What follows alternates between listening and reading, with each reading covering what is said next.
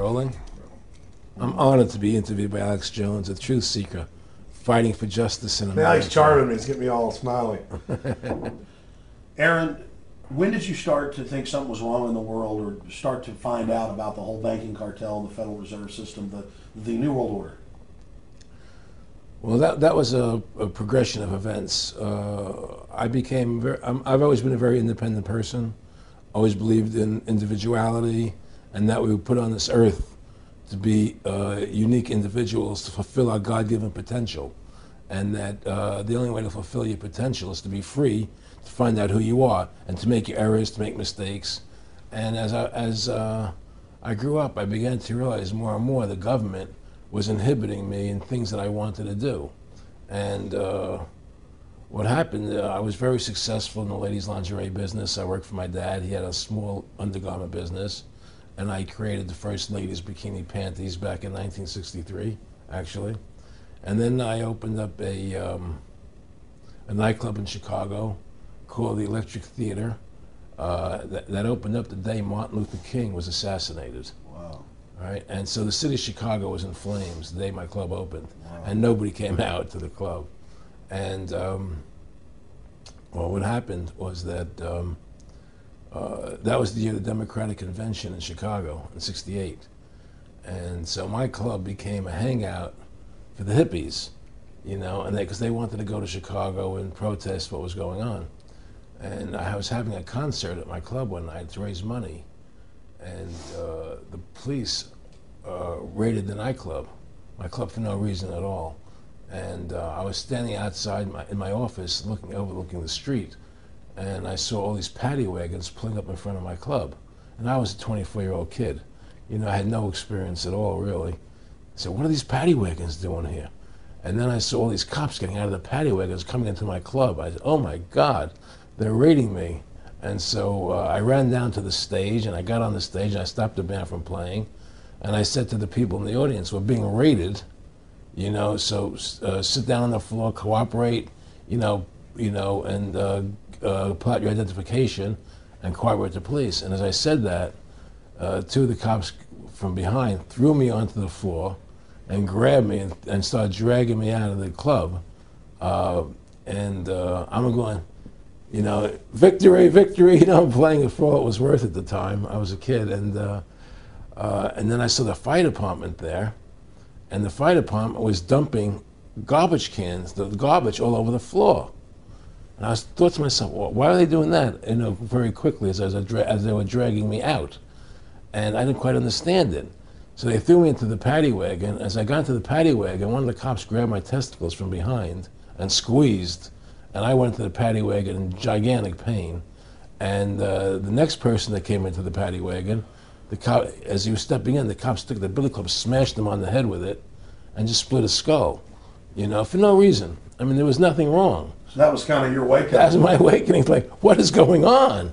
I thought this was America. So I initially blamed it on Chicago and made a daily thing. It was just that it was Chicago.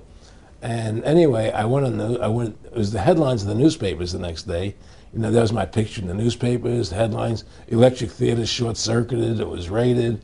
And in the article, they went ahead and they said that the reason they raided the club was because the fire department came there and saw it was messy, full of garbage, and the hippies started attacking them, which was totally not true. Those dirty hippies? It was totally false. You know, it was a complete fabrication. So they ran a false flag on you. They framed you. Yeah, of course. You know, and I was in shock. I said, people lie like that? People actually do these things? I couldn't believe it. You know, it was an awakening to me. And I went on television, I told people on television that they lied. Nobody cared. Nobody cared what the truth was. You know, it was shocking to me. And then a week or 2 weeks later, I forget exactly what it was, two cops come to see me, a lieutenant and a sergeant, a captain and a sergeant. And they said, Mr. Russo, we're sorry if you got hurt that night at the club in the raid, but we're here to tell you that if you want to keep the club open, it's going to take $2,000 a month, and we're going to come see you once a month, and whenever we have to raid you, we're going to call you. you know, and we'll let you know we're going to come in tonight and raid you. This was mafia. Well, the police mafia, Yeah. you know. And actually, it was actually more interesting that they said, listen, there's the A plan, there's the B plan, and there's the super deluxe plan. And this one will cost you, each one will cost you that much money a month. Which one do you want? What was the super deluxe? That's the one I took. That was a $2,000 a month plan. And I took that plan, and I paid them $2,000 a month, and they left me alone. And whenever they were going to raid the club, they would come there, we're going to have a phony raid tonight, you know, just to look good for the people in the neighborhood, you know. So that was your first big education. That was my education into corruption in government, you know, but I really thought that was basically Chicago. I didn't realize it was the whole country was like that. And so that was my wake-up call, that people lie and cheat and steal. And I thought everybody was always honest and nice and decent, and I had no idea about any of these things. Finally, one day they came to me and they said, look, we can't take your money anymore. I said, why, what's up? What's going on? I said, we have to close your club. There's elections coming, and the aldermen in the neighborhood don't want you open anymore. So we can't take your money. So I had to go to court and fight them, and they were trying to close the club. And then one night there was a fire, and the club never reopened again. The club just closed, and that was the end of the club. And they burned me down.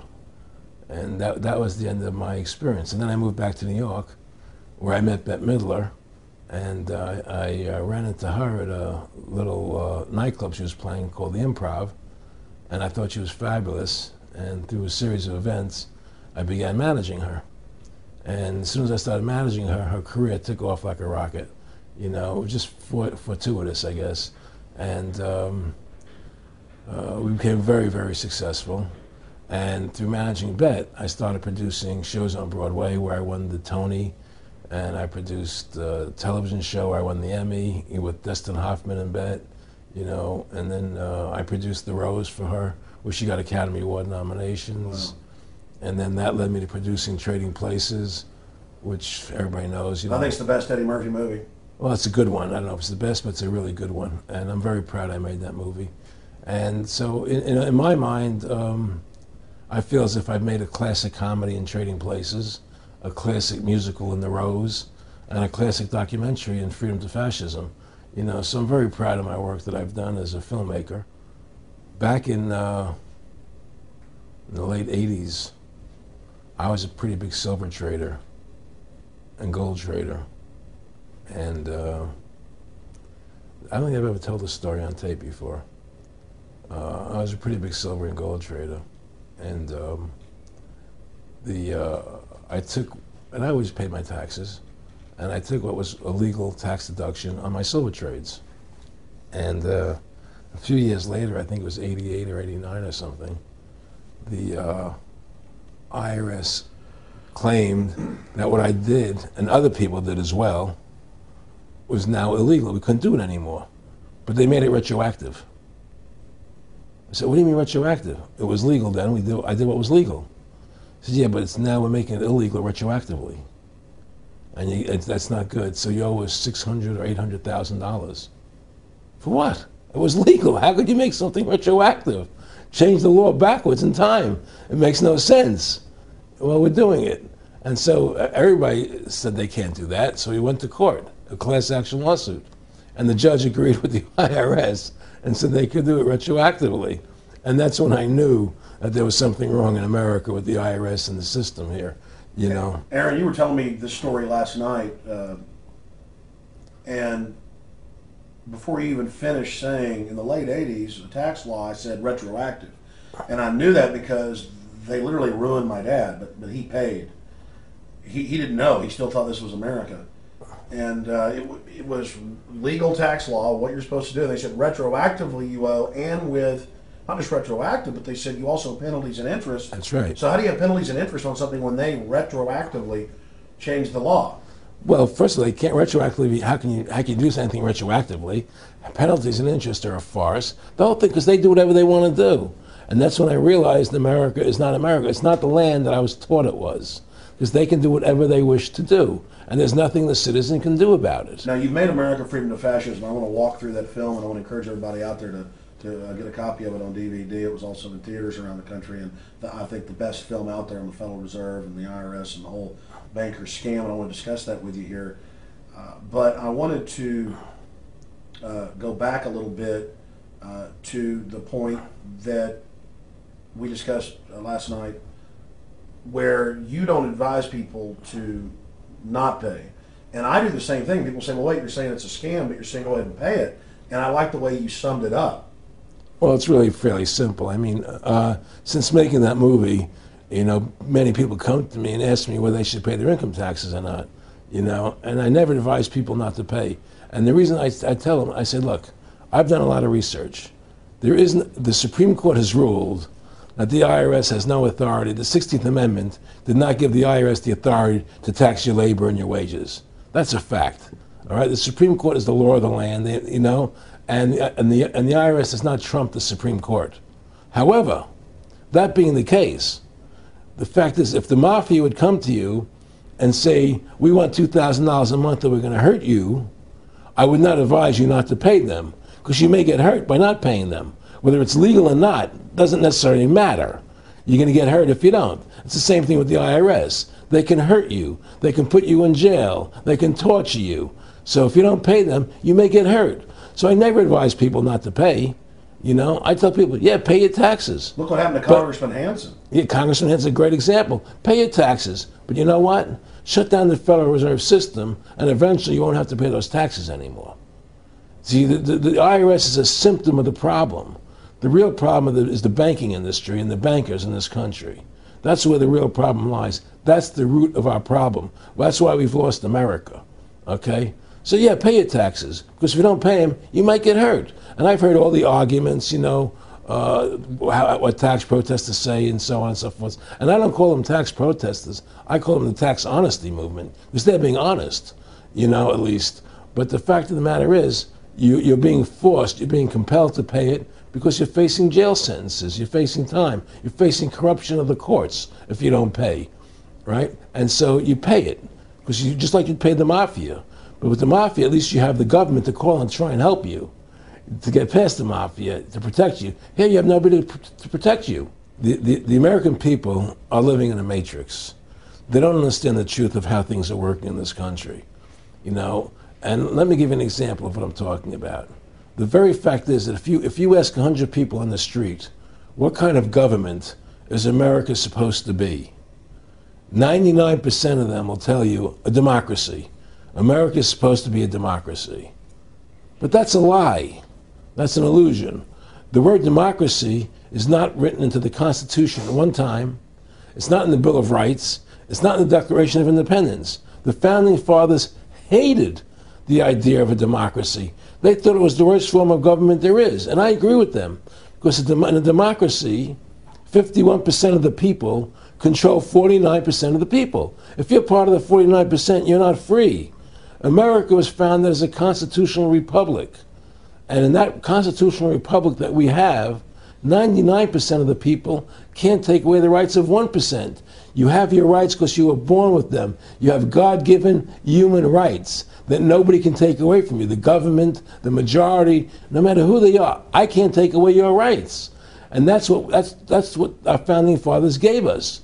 But the psychological operations that they do to us, they make us believe that we're a democracy and that majority rules, you see? And they want you to believe that. Because then they tell you this poll says this many want this and this many want that and this many want this, and it doesn't have anything to do with anything. Well, Hitler was elected. Hitler was elected. Hitler did everything legally. And in a constitutional republic, a minority is protected against a majority. Wasn't it Benjamin Franklin, to paraphrase, that said democracy is two wolves and a sheep voting on what's for dinner? Exactly. And then he also said, in a republic, the sheep would have a gun to protect himself. You know, and that's the truth.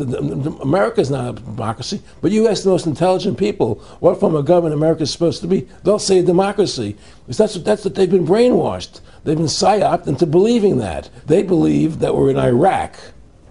They believe we're in Iraq to promote democracy. The word democracy, you hear George Bush saying democracy means freedom. No, democracy equals New World Order. Democracy equals slavery. The word democracy is not synonymous with freedom. It's the opposite of freedom.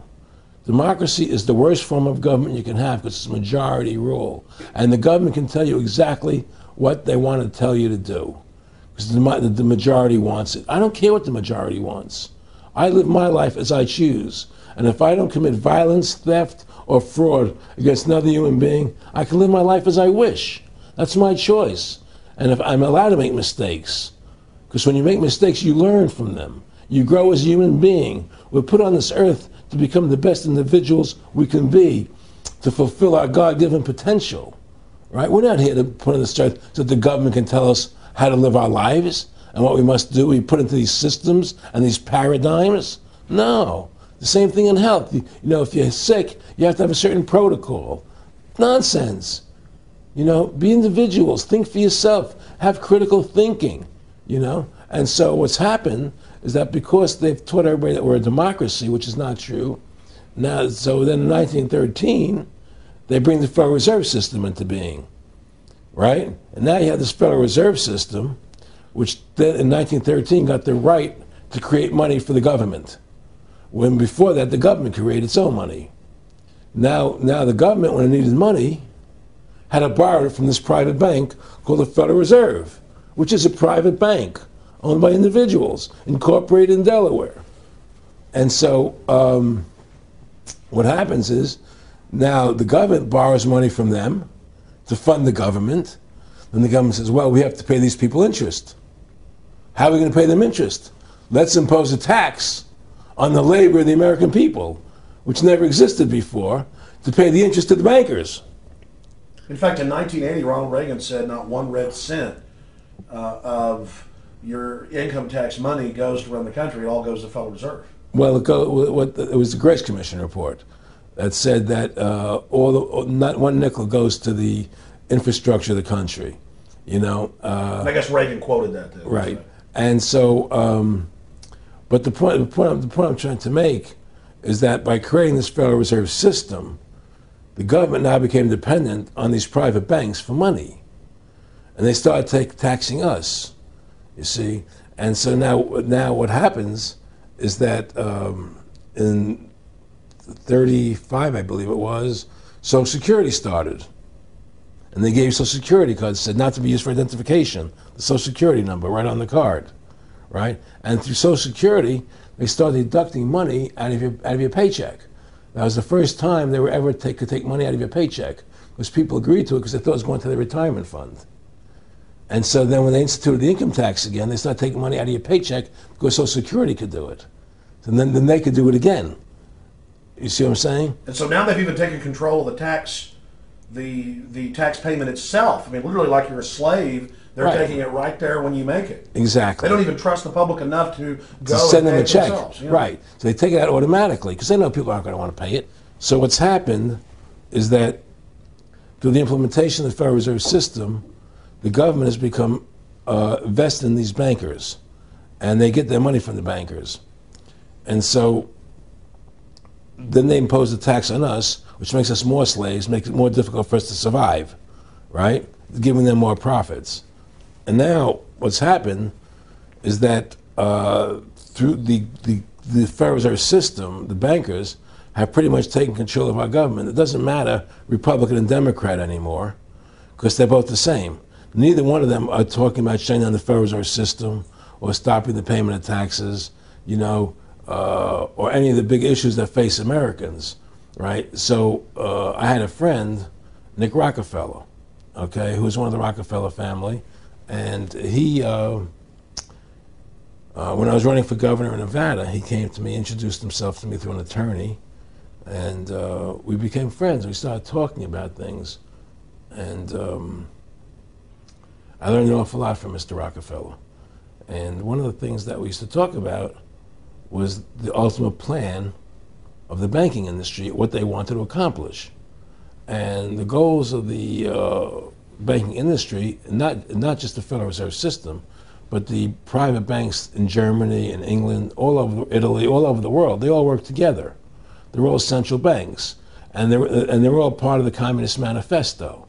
You know, central banking is one of the major planks of the Communist Manifesto. We talk about America being a capitalistic country, but yet at the same time we have a central bank that plans everything for us, right? And the graduated income tax is another plank of the Communist Manifesto. right? So right there you have two major planks of the Communist Manifesto that have been brought in because of the Federal Reserve System, okay? So the ultimate goal that these people have in mind is the goal to create a one world government run by the banking industry, run by the bankers, and they're doing it in sections. The European currency, the euro, and the European Constitution is one part of it. Now they're trying to do it in America with the North American Union, right? And they want to create a new currency called the Amero, right? And the whole agenda is to create a one world government where everybody has an RFID chip implanted in them. All money is to be in those chips, right? There'll be no more cash. And this is given me straight from Rockefeller himself. This is what they want to accomplish. And all money will be in your chips.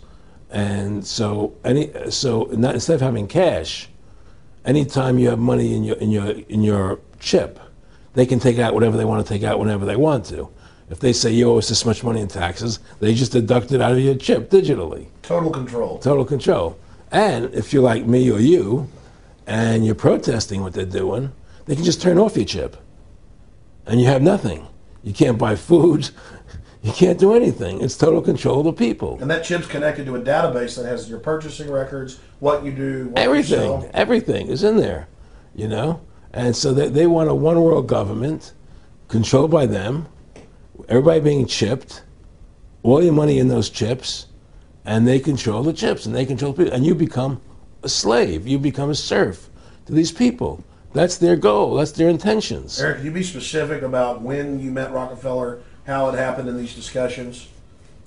I met Rockefeller through a female attorney I knew who called me up one day and said, one of the Rockefellers would like to meet you. I had made a video called Mad as Hell, and he'd seen the video and wanted to meet me and knew I was running for governor of Nevada. So sure, I'd love to meet him. And I met him and I liked him, and he was a very, very smart man. And we used to talk and share ideas and thoughts. And he's the one who told me 11 months before 9/11 ever happened that there was going to be an event.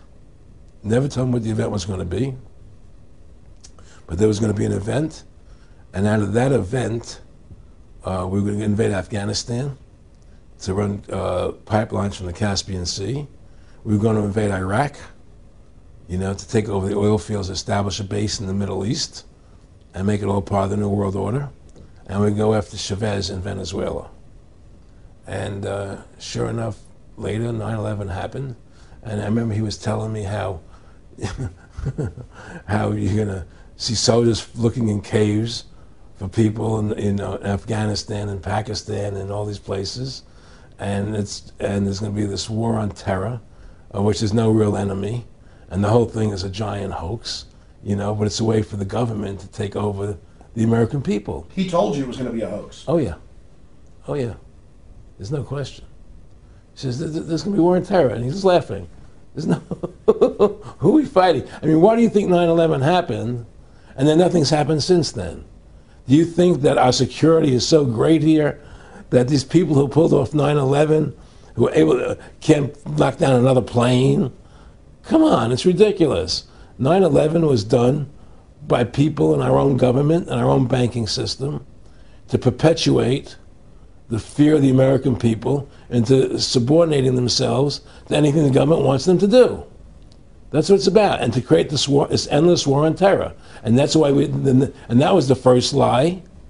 And the next lie was going into Iraq, you know, to get Saddam Hussein out with his weapons of mass destruction. That was the next lie. Now, specifically, this was a little over 6 years ago. This was 11 months before 9/11. Yeah. And Nick Rockefeller, who's a lawyer, he's become your friend over the previous years, and he's saying to you that there's going to be this big event, and then out of that we're going to have a war on terror, and it's just going to go on and on. Right. An endless war on terror without any real enemy. That you can never, so you can never define a winner. And did he say that it's going to be perfect because you can't define an enemy? It just goes on and on? Yeah, because you can't define a winner. There's no one to beat, so it goes on and on forever. And they can do whatever they want. They scare the hell out of the American public. Look, this whole war on terror is a fraud. It's a farce. It's very difficult to say it out loud because people are intimidated against saying it. Because if you say it, they want to make you into a nutcase. But the truth has to come out. That's why I'm doing this interview. The fact of the matter happens to be that the whole war on terror is a fraud. It's a farce. Yeah, there's a war going on in Iraq because we invaded Iraq. And people over there fighting, you know. But the war on terror, it's a joke, you know. And until we discover what really happened on 9/11 and who was responsible for 9/11, because that's where the war on terror emanates from.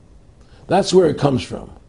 It was 9/11 that allowed this war on terror to begin. And until we get to the bottom root of 9/11, the truth of 9/11, we'll never know about the war on terror.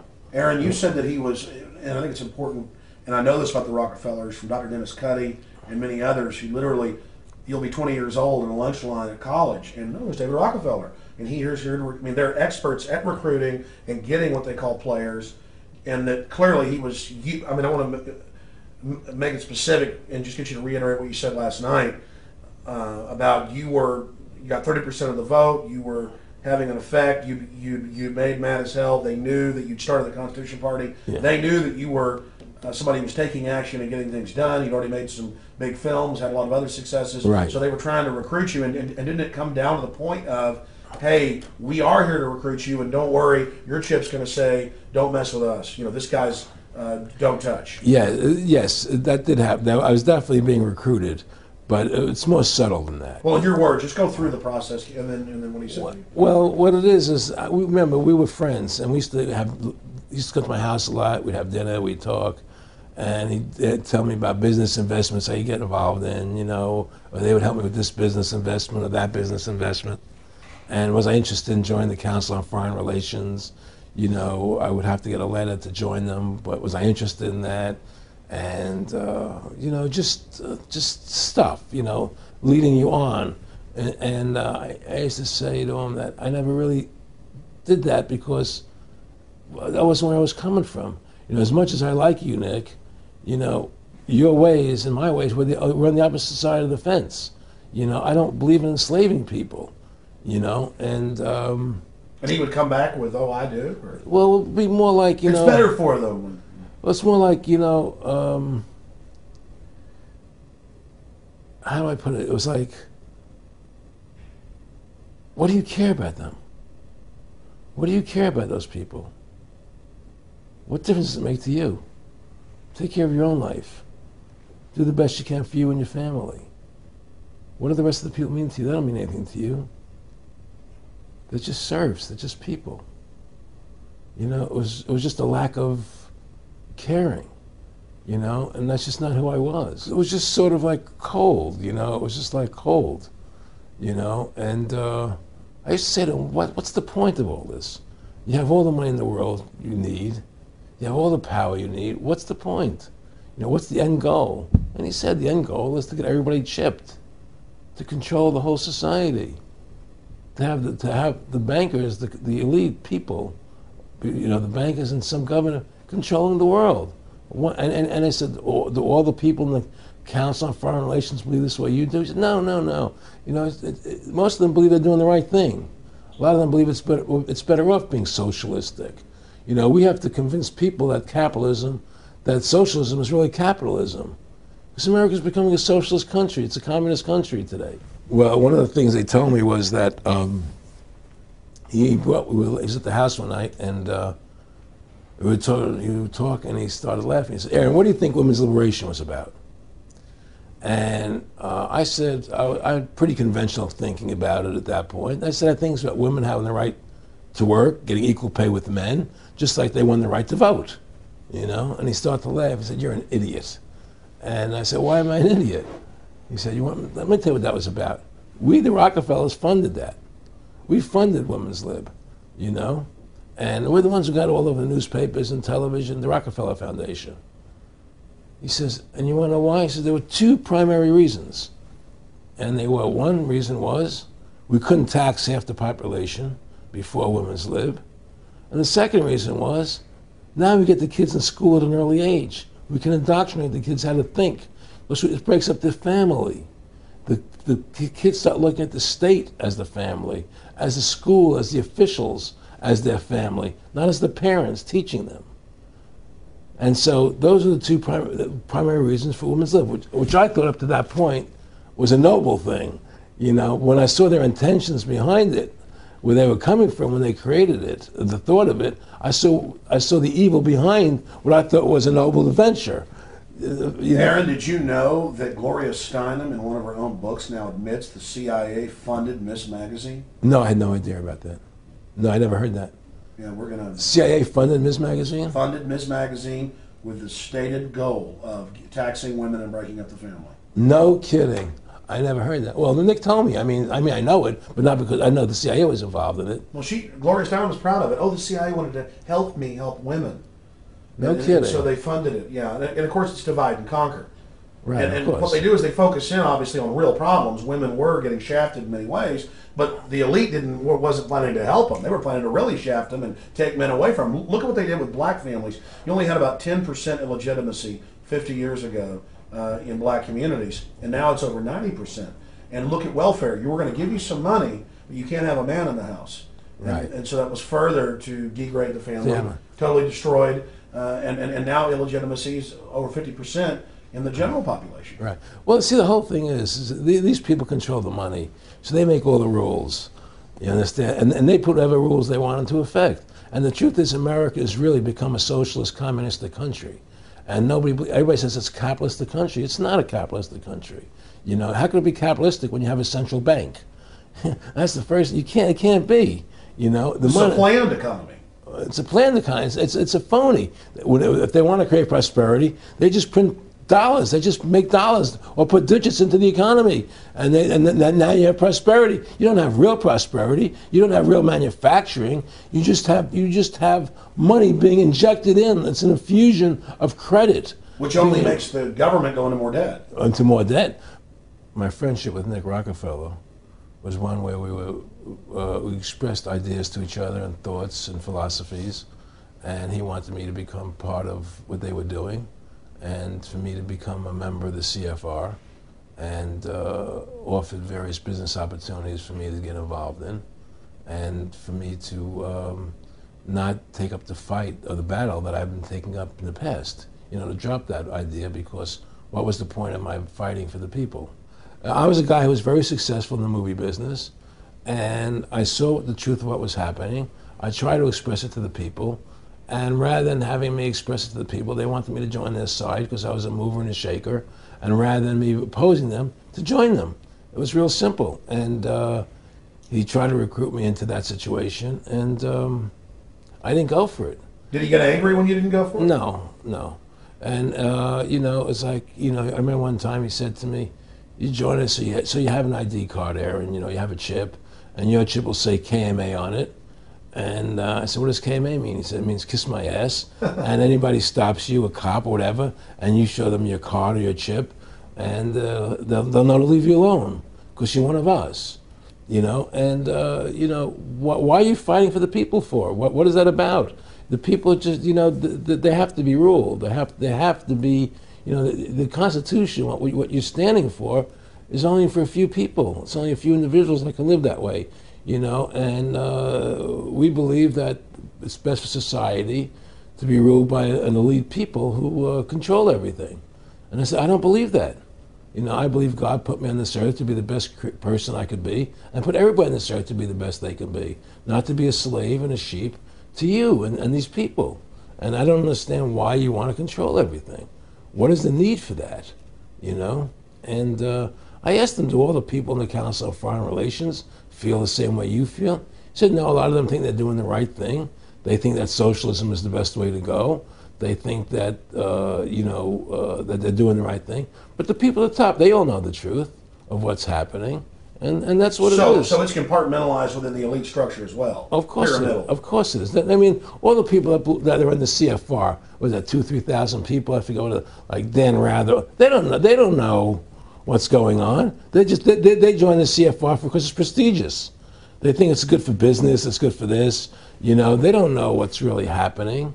You know, the evil that comes out of it, that's emanating out of it.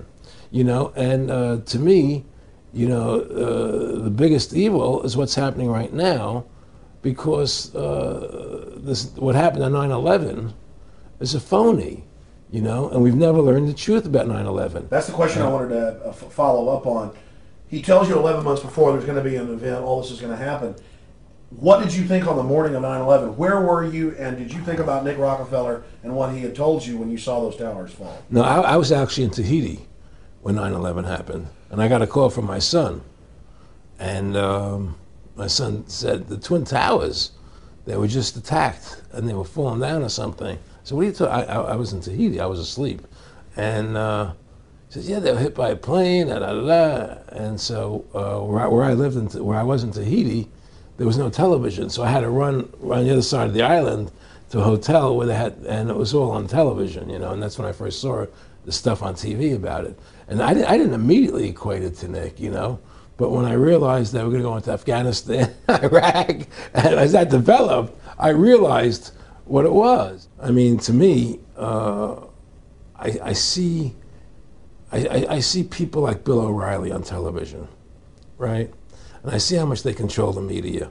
Like there's this girl on Bill O'Reilly the other night from an organization saying the world can't wait. And this girl was spot on.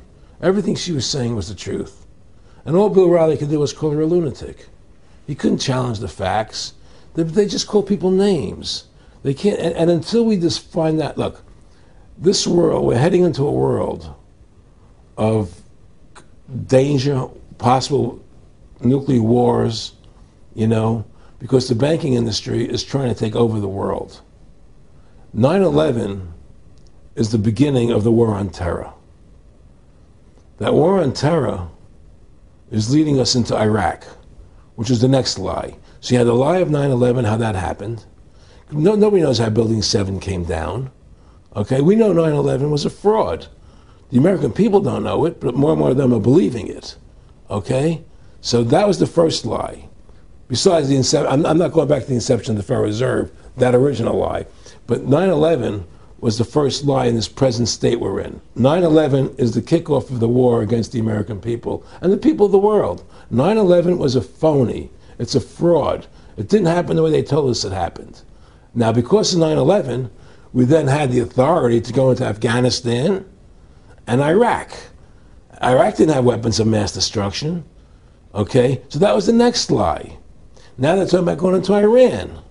Now, how would you feel if you were Iran and you had this big, powerful country, America, go into your next door neighbor, take over their oil fields, right?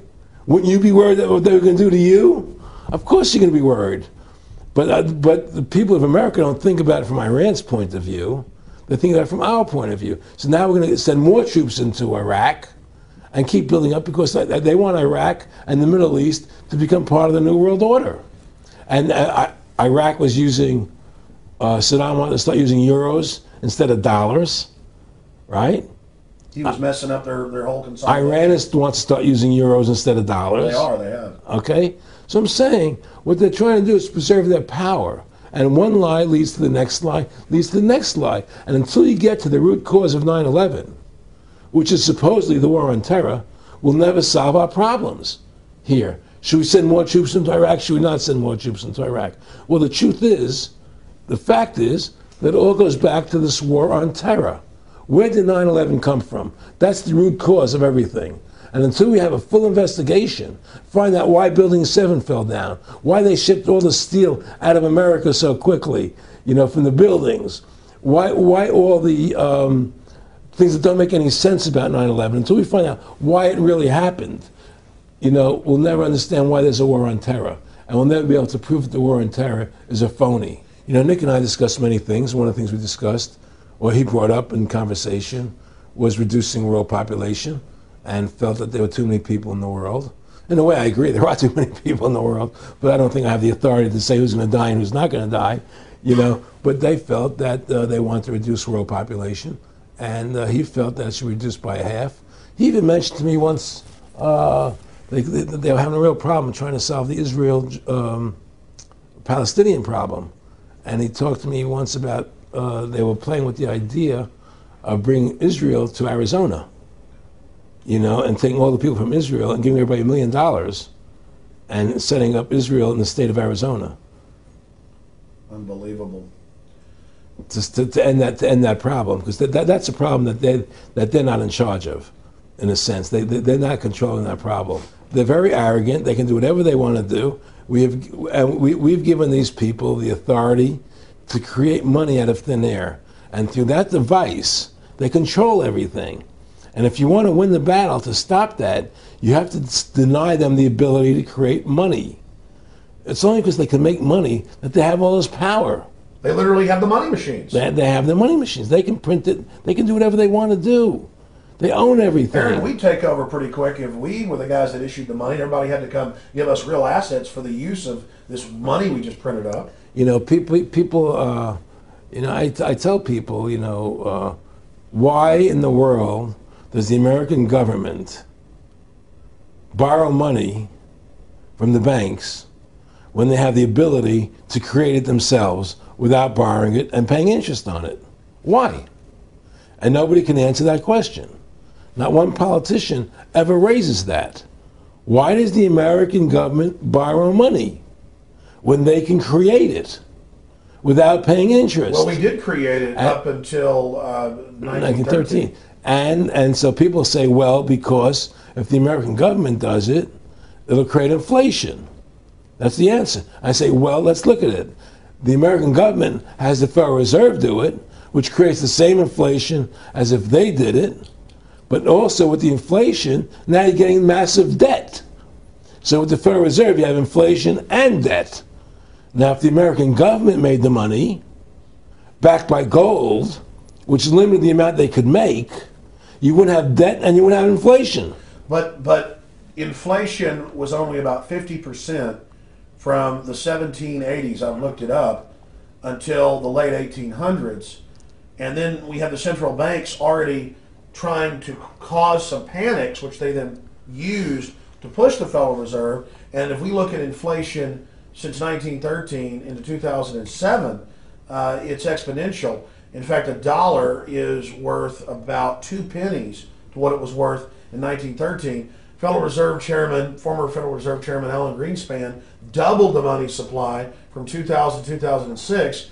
And then Edward Bernanke, the new Fed chief, came in and said he's going to double it again in the next 2 years. And then he said, now I'm going to make the money supply numbers secret. And so now we don't even know. Right. But the evidence is they are just, I mean, in the curve of inflation, it gradually grows. And then suddenly at a point, it goes straight up. And it seems we've It's now parabolic, reached, yeah, parabolic. But the thing is that the only thing I disagree with you on from early 1800 to 1913, there was no inflation other than during the Civil War.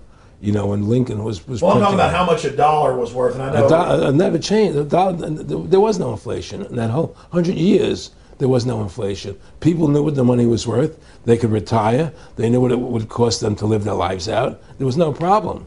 It was only since 1913, when the Fed came in, that we created massive inflation and massive debt. So then what you said earlier, then there really wasn't inflation. There was no inflation. So you don't get inflation when the government issues the money, at least in the U.S. history. Well, not if it's backed by gold. Well, exactly. But I'm talking about, and I did look this up, and I believe that if you look after the country was set up, and some of the things that happened with Andrew Jackson and the rest of it, there were points where it spiked and there were manipulations. There were points, mostly during the Civil War. Yeah. And that's because Lincoln printed so much money. Exactly. That's right. But once that ended, but basically there was no inflation other than that during that short period of time. I mean, a loaf of bread was a loaf. Of course, the same thing. People could plan their lives. Today, they planned inflation. Now you have two parents working. They can't afford to pay for their family anymore. The kids are going to state-run schools now. The kids are being indoctrinated how to think. They're being given Ritalin. They're being given all these drugs. The whole country's being dumbed down. It's all because of the Federal Reserve System. And the Federal Reserve System and these bankers are responsible for the demise of America. And if we ever want to win this battle, you must shut down the Federal Reserve System.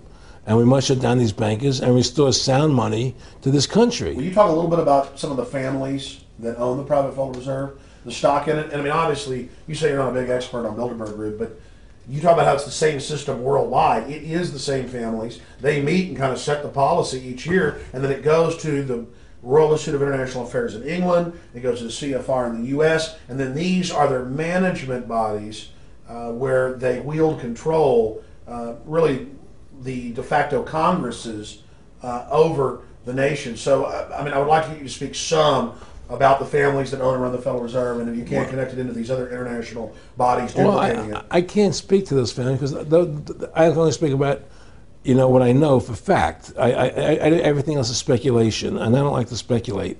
I know about Rockefeller because I was friends with him. We talked about it, and I can tell you firsthand. What did Rockefeller tell you about the Federal Reserve and their family owning part of it?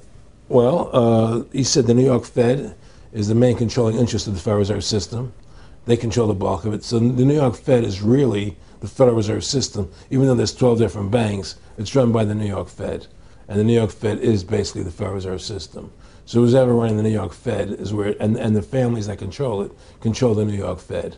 And they're the main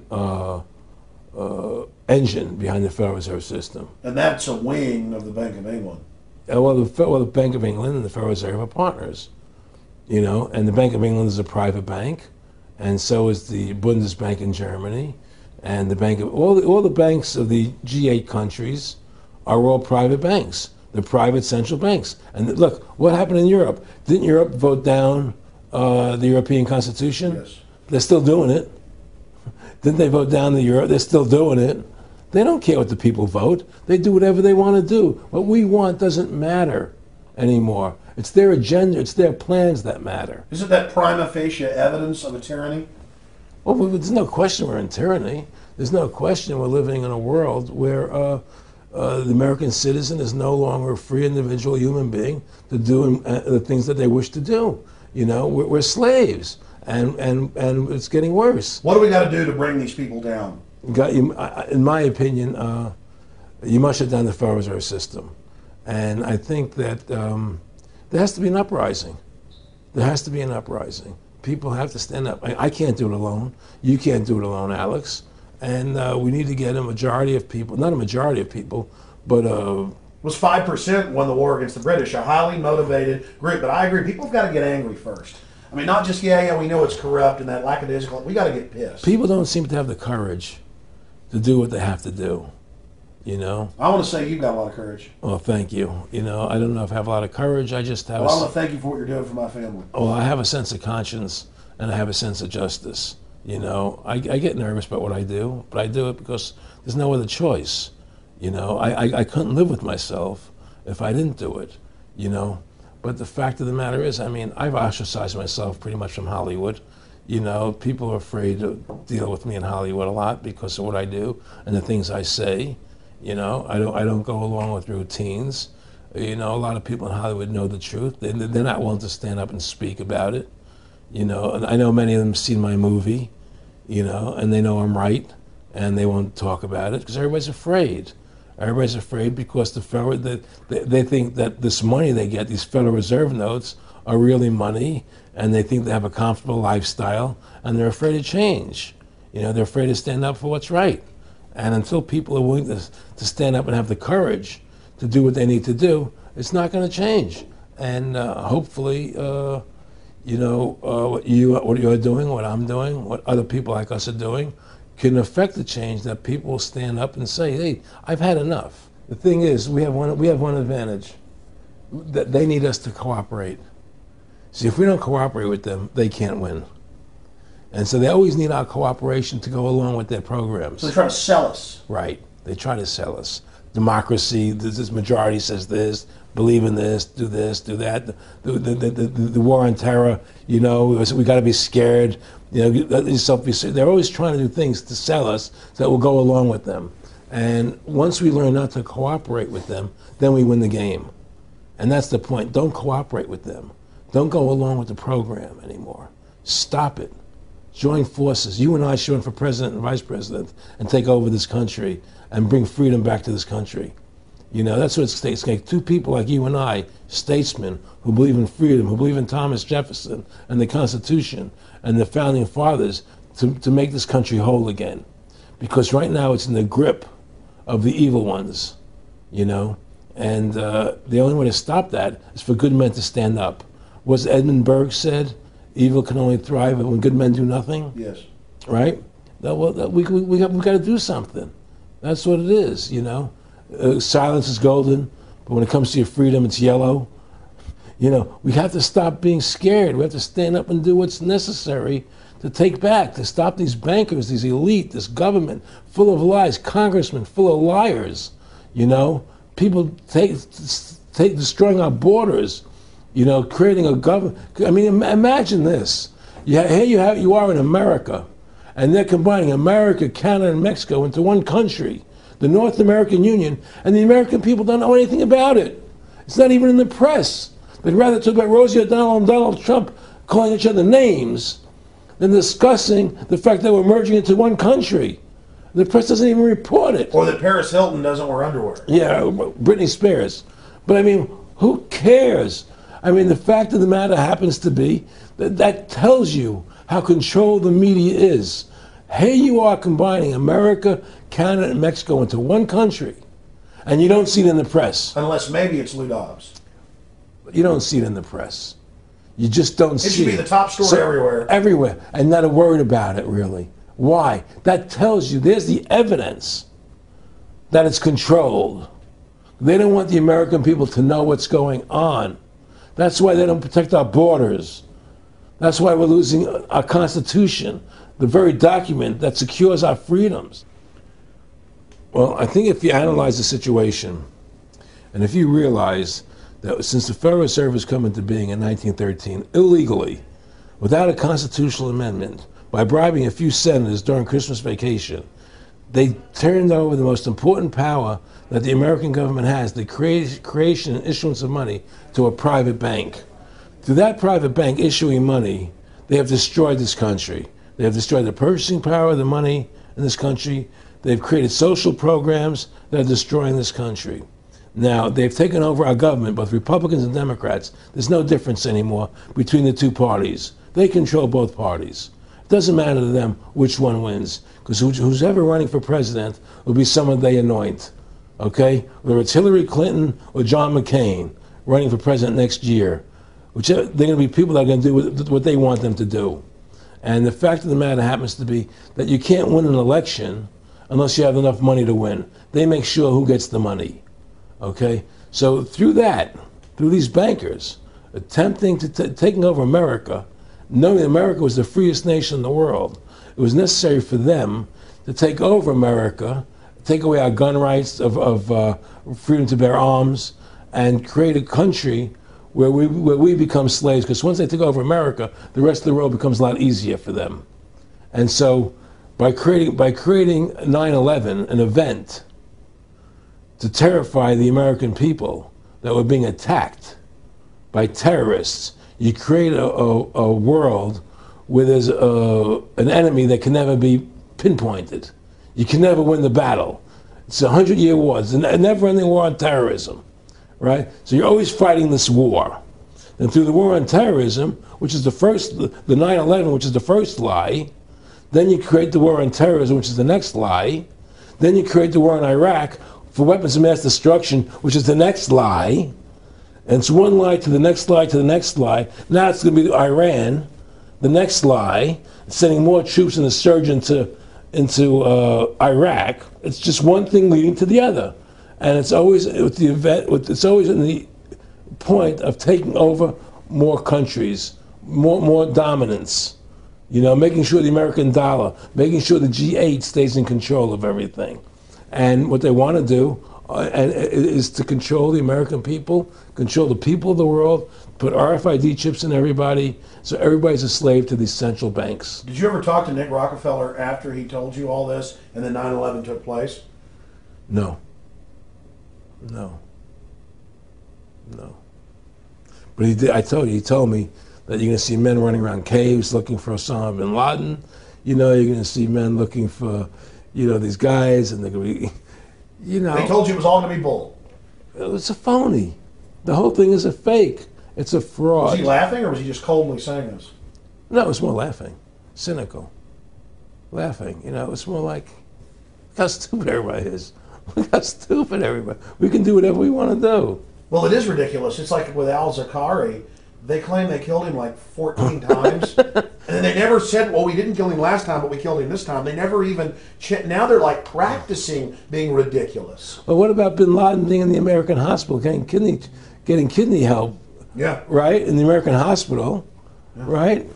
They could, if they wanted Osama bin Laden, they could have gotten him. Oh, yeah. He was right in the American, after the Cole. Well, every time our troops really would catch some Taliban leaders, they would be ordered by the generals to let them go. That's come out in the newspapers, but only here or there.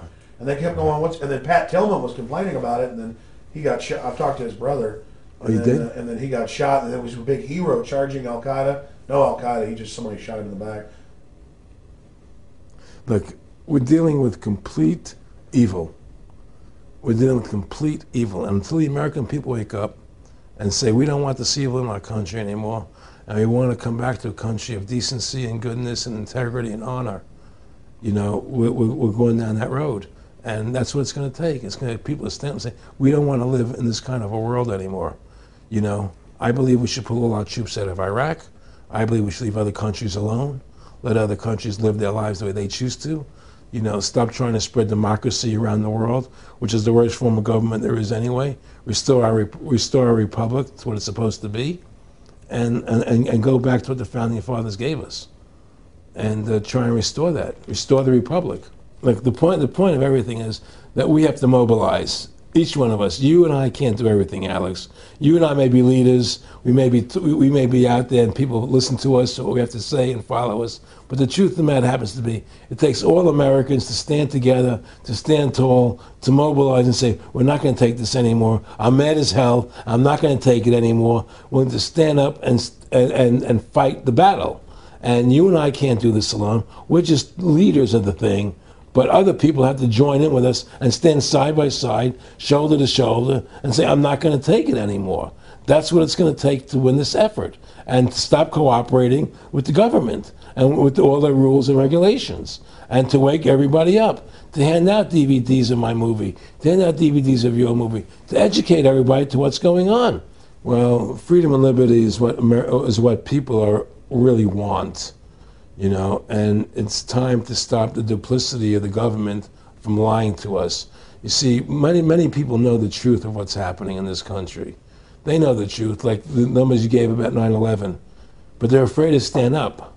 People have to find their courage and stand up and say, I'm not going to take this anymore. I know the truth, and it's like they create a situation where if you tell the truth, you're considered a lunatic.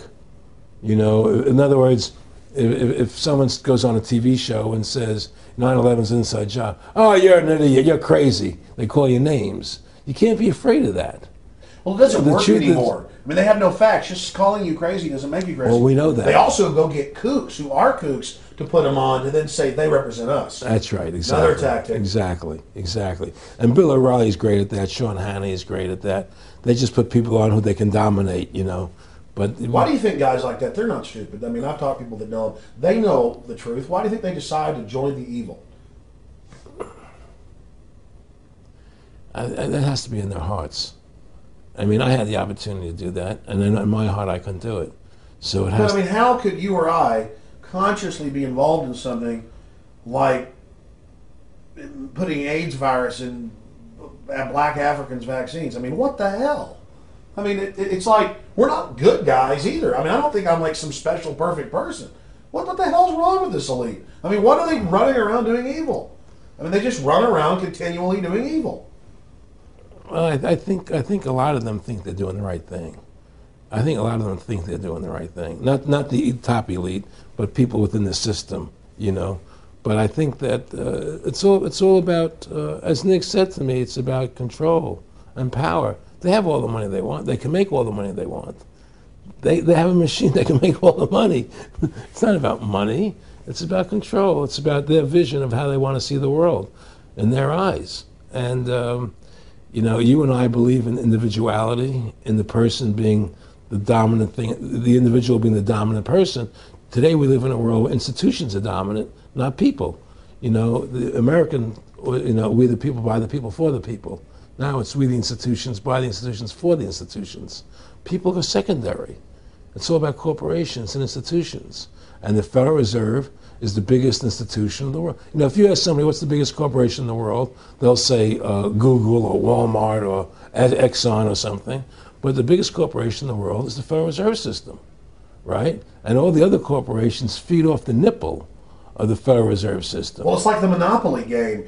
The bank always wins. It has unlimited money. It's not the people playing on the board. Exactly. The bank owns the board, the box, the Right. the shelf it's sitting on. But that's because you gave them the ability to make the money. You have to take that away from them. We need to take the bank away from the private bankers. Exactly. You have to take the creation of money away from the private bankers, and you'll solve 95% of your problems. Well, let me look at America. 10% growth rates every year like China's having right now. The U.S. had 10% growth rates until the Federal Reserve took over. And then if you look at that, it all starts really going downhill from there. Well, they destroyed the American worker. What they've done, here's what's happened. The Federal Reserve has created this massive inflation in America, which means that the American worker has to keep making more money to keep up with the cost of living. The more money they make to keep up with the cost of living, the less competitive they become in the world economy. So now what happens is we have to pay our workers so much to keep up with the cost of living, say, well, screw the American worker, let's go overseas now and get the cheap labor. But really, that's a war being waged against the middle class. Of course the bankers print the money. Really, this is a war being waged against the middle class. The bankers print the money. Everything they're doing is about destroying any private pools of wealth or independence. Yeah, but what I'm trying to say is because of the inflation that they've created, they've now allowed other countries to outcompete us. You see, because other countries don't have to pay as much money as we have to pay here to our workers to survive. Yes. So now we're not competitive anymore. So we've lost our manufacturing base. We've lost our competitive. In the old days, the American worker, you wanted to buy everything American. You wouldn't buy anything from Japan, which was cheap crap. And what does that leave us? It leaves America this military force, and so the elite's giving us a deal. We'll continue to build up your military and give you homeland security jobs, shift your economy over to being the bulldog enforcer of the New World Order. Exactly. You can either do, and by controlling the economy, they force everybody into that position. That's exactly correct. That's exactly correct. And there's no more manufacturing here. We're a service economy. We do nothing. We provide nothing. We provide nothing to the rest of the world anymore. Well, first of all, Freedom to Fascism is a movie that everybody should see, because we show the fraud of the income tax. We show how judges put people in jail for no reason. We show the corruption of the justice system, and we show how the Federal Reserve came into being and how it's controlling society, and how all the central banks of the world are working together through the Bank of International Settlements in Switzerland, which is the central bank for all the central banks, and how they all work together to create this one world government, the one world order, which is what they're trying to do. So Freedom to Fascism is a movie just to get you a good basic education about how the world is really working. And I really want everybody to see that movie. Critical. In terms of the CFR, in terms of compartmentalization, I mean, there are many good people, I believe, that are part of these organizations who don't even understand what the organization's really about. People like when I was in Germany doing cancer treatment, there was a gentleman there who was visiting a friend of his who had cancer, and he was a member of the CFR, and we were talking, and I showed him the movie. He said, "Oh my God, I'm going to resign. I had no idea this is what the CFR was about." He had no idea. He was just a nice guy who thought he was in this prestigious organization. Yeah, a lot of it's about getting good people, and so you can watch them. Keep your friends close, your enemies closer. Well, no, it wasn't even that. It was, a lot of people join the CFR because they think it's a prestigious organization. It'll help them in business, make good business contacts. They didn't have an understanding that the CFR is really about world domination, about how they and the Trilateral Commission, the Bilderbergers all work together, with the banks to control the people. A lot of them don't understand that. They don't see the big picture. Oh, it's CFR. It's a prestigious organization. I'll meet this one. I'll meet that one. I can do good business deals out of it. It's just business to them. The CFR wants to get the people in there that have influence and power, you know, and so they're part of that. So they're not opposing them, you know. It's like the whole country today is becoming the haves and have-nots. You're getting the very, very wealthy, the middle class is being destroyed, and you're getting the poor people. Isn't this just a slick mafia that took over and uses fancy PR? Well, you can call it mafia, you call it whatever you want, but it's definitely a criminal organization. There's no question about it. But it's a criminal organization that has prestige, you know, that appears to have what's the word I'm looking for? Class, style. You know, it's like, you know, respected. It's respected. People don't look at it as being a criminal organization. That's what a great job they've done. You know, people look at Alan Greenspan as being a hero. You know, the maestro. Money's a funny thing. You know, I was talking to Michael Eisner one day, and I said to Michael, you may have $1 billion, Michael, but they're all dollars. You know, if the dollar goes bad, how much money are you going to have? You know, and that's the thing. You know, everything is denominated in dollars. Everybody thinks in terms of dollars, but the dollar has no value. And then someday it's you know, everything returns to the mean. Well, really, the whole universe, financial universe we live in, is a matrix fraud. Yes, it is. And that's why it's going to come crashing at some point. And they're going to try and hold it up as long as they can. I mean, whenever they want to manipulate the markets, they can. If they want to send the price to go down lower, they can. If they want to send the stock market up, they can. They do that. There's no more free markets. You don't live in a society where free markets rule anymore. You don't live in a capitalistic society. You know. But meanwhile, they say it's capitalistic right. and free market all day, when really they're waging war financially and politically. Exactly right. Aaron Russo, I want to thank you for this interview. Anything else you want to add? No, I'm happy to do it for you. How about your website? My website, freedomtofascism.com. Go over there, take a look at it. You know, but just folks, you know, all I can say is, you know, take our country back, restore the Constitution. Don't let these bankers do this to us anymore. Stand up. Don't be afraid of them. And do what you got to do, you know. And I have plans in the works, and when I get over my problems, you know, we'll reveal them, you know. And well, I'll be supportive of that. Thank you, Alex. And listen, you've done a great job alerting people to the truth. And don't. In other words, don't be afraid to be ridiculed by these people. You know, if 9/11 was a phony, and I know it was, then stand up and say it's a phony. Don't be scared to tell the truth.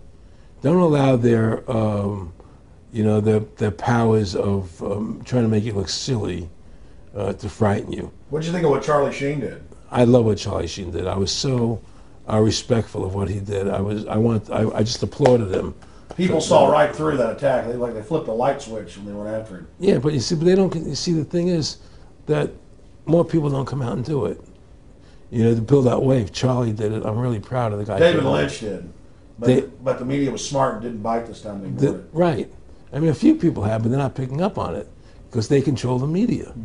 James Brolin did on The View. I heard that as well. But again, they're not picking up. Barbara Walters looked like she's about to have a heart attack. But they don't pick up on it. You see, they don't allow it to go anywhere. You know, it comes if someone says something, they let it die. You know, but they keep perpetuating, you know, the war on terrorism. They keep perpetuating all these things that are lies. And because we've given the Federal Reserve the money-making power, they control the media, they control the government, and they're all in bed together. So you're fighting all this propaganda all the time, and it's a very difficult fight.